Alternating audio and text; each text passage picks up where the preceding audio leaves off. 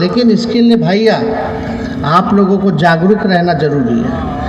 एगो बड़का झूठा पार्टी घूम रहा है, वो खाली झूठे बोलेगा, झूठ से वो लोग जो है ना, झूठ बोलने के फैक्ट्री है, झूठ बोलने के मैन्युफैक्चरर है, झूठ बोलने के होलसेलर है, झूठ बोलने के डिस्ट्रीब्यूटर भी है। तो ऐसे प्रचार लोग करता है व्हाट्सएप पे इधर उधर। अब बताइए, कोई देश में एक राज्य बता दो जहां एक डिपार्टमेंट एक दिन में 1,22,000 सरकारी नौकरी का नियुक्ति पत्र बांट रहा हो पूरे देश में। और 1 लाख पहले निकला, 2.25 का बहाली, इसमें क्वालिफाई किया लोग 1,22,000, और उसके बाद दूसरा फेज का भी निकाल दिया गया लगभग 1.25 लाख। 1.25 लाख, 3 लाख तो खाली शिक्षा विभाग में। अरे 3 लाख तो 1 साल हुआ हमारी सरकार को, और 3 लाख खाली एक विभाग से सरकारी नौकरी निकाला गया कि नहीं निकाला गया। और 70,000 पुलिस लोगों का बहाली, उसमें बहाली हम लोग जा रहे निकालने सरकारी नौकरी का। तो आप सोचो 2 साल अभी हुआ नहीं सरकार को, और उसके अंतर्गत जो है 5 लाख से ज्यादा नौकरी निकाल दी है। और देखा देखी प्रधानमंत्री वहां नियुक्ति पत्र बांट रहे हैं। वो तो बोले थे कि 1 साल में 2 करोड़ देंगे, हम तो अपना गिनवा ना रहे भाई। अब तो यूपी का भी लोग आकर के जो है यहाँ नौकरी, केरला का भी लोग आके नौकरी पा रहा है, कतर दोहा का लोग भी आकर के यहाँ नौकरी पा रहा है। तो यही मॉडल होना चाहिए, काम होना चाहिए। यही लोग क्या करेगा, हम लोग कलम बांटेंगे तो ये लोग तलवार थमा देता है। लड़ो, हिंदू मुसलमान लड़ो। अरे लड़ेगा तो आप ही का नौजवान भाई लोग नुकसान है। आरक्षण बढ़ा दिया हम लोगों ने, पिछड़ा का बढ़ाया, अति पिछड़ा का बढ़ाया, दलित का बढ़ाया, स्वर्ण जाति का पहले से 10% था, हम लोगों ने 50 को 65 कर दिया। 65 और 10 यानी 75% जो है आरक्षण हम लोगों ने देने का काम किया। अब जब पिछड़ा का बढ़ा, अति पिछड़ा का बढ़ा, दलित का बढ़ा, तो जो समाज के लोग, आप लोग जो अति पिछड़ा समाज से आते हैं, तो फायदा तो आप लोगों को होगा कि नहीं होगा। नौकरी लगेगा अब सरकारी, तो उसमें आरक्षण हो गया है, अति पिछड़ा का बढ़ गया है, तो फायदा होगा कि नहीं होगा। पढ़ाई लिखाई, एडमिशन, शैक्षणिक संस्थानों में आपके बाल बच्चों को फायदा होगा। यही तो हम लोगों की लड़ाई थी कि न्याय करना है तो सबके साथ करना है। खाली नूनिया समाज तो गरीब है ही, लेकिन और भी तो इनके साथी जो हैं वो लोग भी तो गरीब हैं। तो हम लोगों की तो पूरी जिम्मेवारी बनती कि सब गरीब को ना एक साथ लेके चलना है, चाहे कोई जात के हो, आगे तो सबको बढ़ाना। तो हम लोगों ने आरक्षण की सीमा बढ़ा दी। और आप भाई बात सुनिए, 94 लाख जो परिवार है जिसका आय 6,000 से कम है, जो गरीबी रेखा के अंतर हम लोगों ने माना है, उस परिवार में ना नौकरी है ना रोजगार है। तो अब हम लोग क्या करेंगे, आंकड़ा तो आ गया, अब करेंगे क्या। पहला काम हम लोगों ने आरक्षण को बढ़ाया।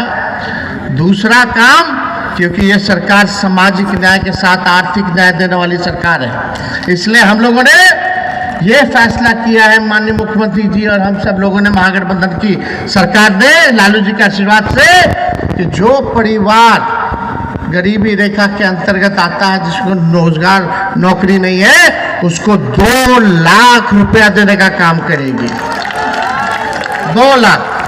और जो भूमिहीन है, जिसको जमीन नहीं है अपना कमरा बनाने के लिए पक्का, तो हम लोगों ने फैसला किया कि कई ऐसे भूमिहीन हैं जिनका जमीन नहीं है, तो सरकार ने निर्णय किया है वैसे व्यक्तियों को, वैसे परिवार को 1 लाख रुपया दे करके मदद करेगी, ताकि वो अपना भूमि जो है वो खरीद ले।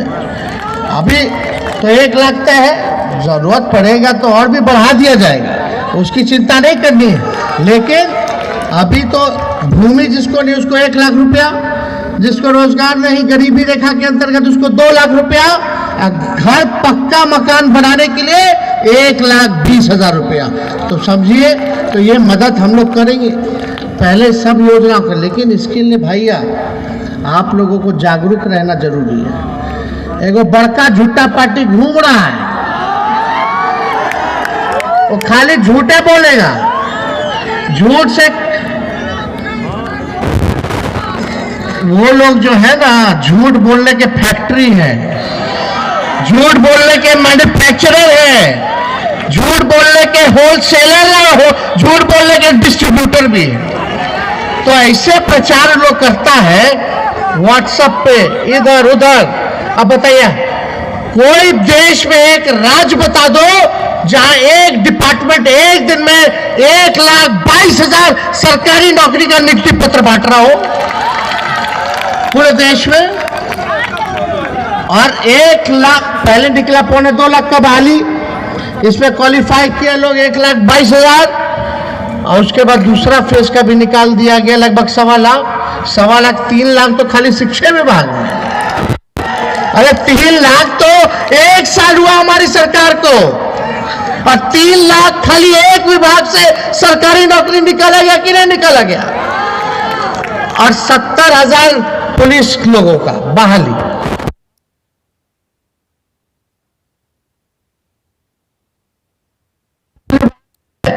एक 1,60,000 उसमें बहाली हम लोग जा रहे निकालने सरकारी नौकरी का।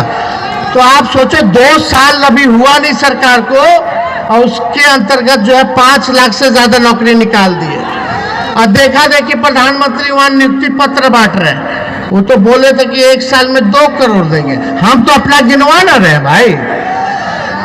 अब तो यूपी का भी लोग आकर के जो है यहाँ नौकरी, केरला का भी लोग आके नौकरी पा रहा है, कतर दोहा का लोग भी आकर के यहाँ नौकरी पा रहा है। तो यही मॉडल होना चाहिए, काम होना चाहिए। यही लोग क्या करेगा, हम लोग कलम बांटेंगे तो ये लोग तलवार थमा देता है।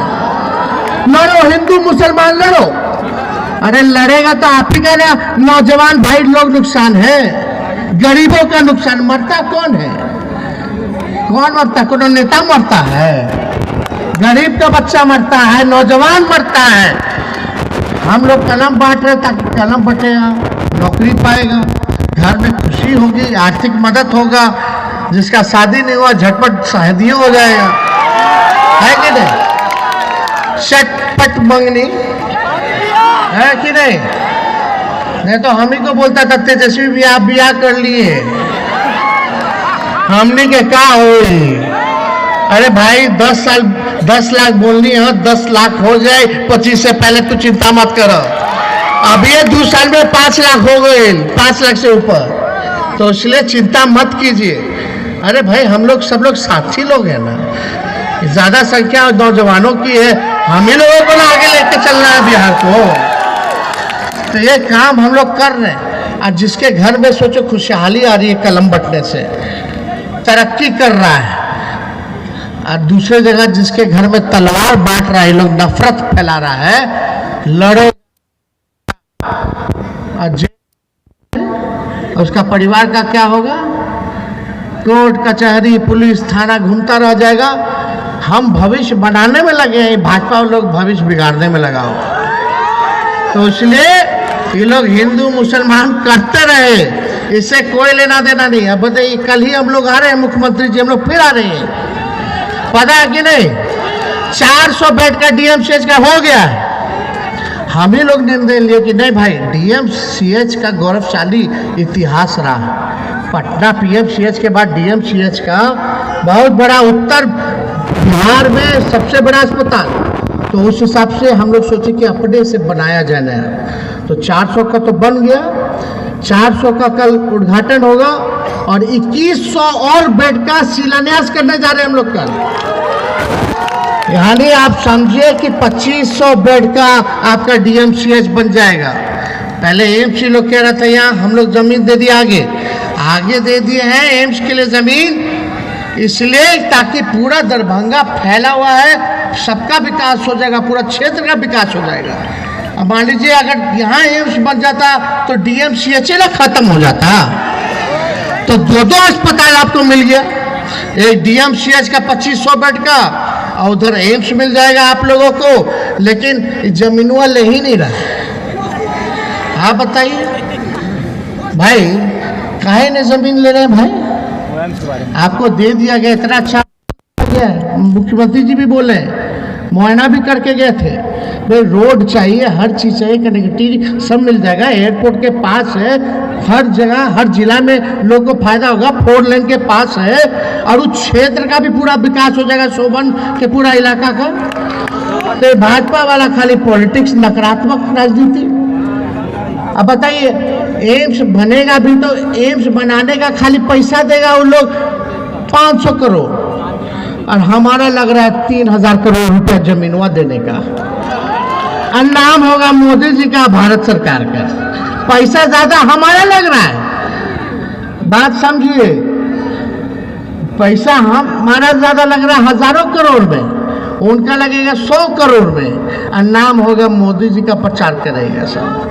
तो हम लोग तो प्रचार ज़्यादा करते नहीं, लेकिन जो सच बात है वो आप लोगों के सामने हम लोग रख देते हैं। अब बताइए, नूनिया समाज का हो रहा है, तो हम लोग तो यही कह रहे हैं कि भाई एक पार्टी बता दो जो 2020 में सबसे ज़्यादा, अगर विधानसभा में कोई नूनिया समाज को टिकट दिया हो तो बता दीजिए। आरजेडी ने देने का काम किया, 3-4 टिकट हम लोगों ने दिया। हम लोग नोखा से दिए, यहाँ से जीत के आती है, तरैया दिए, छातापुर दिए, और अभी जब आयोग बना तो यहाँ कहाँ है ये अपने, इनको आयोग में श्री नारायण जी, इनको संस्कृत बोर्ड में हम लोग बनवाए। तो देखिए भैया, हम कदम बढ़ाना शुरू कर दिए, अब आप लोगों को बढ़ाना है। आप लोग कदम से कदम मिला करके चलिएगा, तो पिछले बार 3-4 दिए हैं, तो आगे और इसको 8-10 हम लोग कर देंगे, उसमें कोई कमी नहीं छोड़ेंगे। हर जगह प्रतिनिधित्व मिले, आप लोगों के समाज की बात हो, काम हो, हर जगह मौका मिले, इसमें हम लोग काम करेंगे। इसलिए आप सब लोगों से यही विनती करके हम अपनी बात को समाप्त करेंगे।